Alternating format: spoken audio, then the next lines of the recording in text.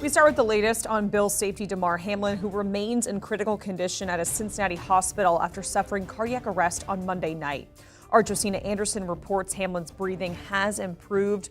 We turn to CBS Mornings for more on his health. Now to Cincinnati, where Buffalo Bills safety Damar Hamlin remains hospitalized after collapsing during Monday night's game against the Bengals. Hamlin is still in critical condition. The Bills said he suffered a cardiac arrest after tackling Bengals wide receiver T. Higgins.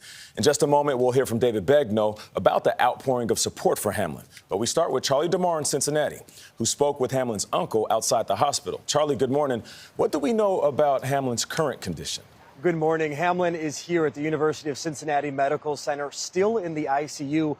Last night, his family told me that he remains on a ventilator, but there has been improvement since that critical moment Monday night. That was just a scary scene to see. Like I said, even if it wasn't my family member, but for it to be my nephew, it was just that much more gut-wrenching to see that. Damar Hamlin's uncle, Dorian Glenn, was watching the Bills-Bengals game with family members in Pittsburgh when he saw his nephew collapse. We went from trying to console his little brother to the whole living room was crying. We were all in tears. On the field, medical personnel quickly began CPR before taking Hamlin to the hospital. If not for what they did, my nephew would be dead right now. Glenn said Hamlin has lung damage and can't breathe on his own. He was receiving 100% oxygen from a ventilator, but now that's down to only 50%. His heart went out twice. Went out on the field when they resuscitated him.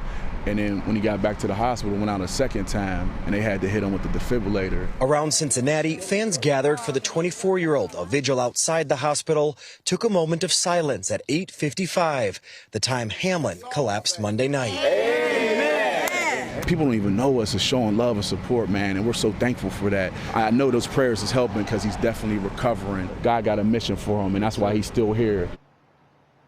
And along with Glenn, several family members flew to Cincinnati to support Hamlin in his recovery.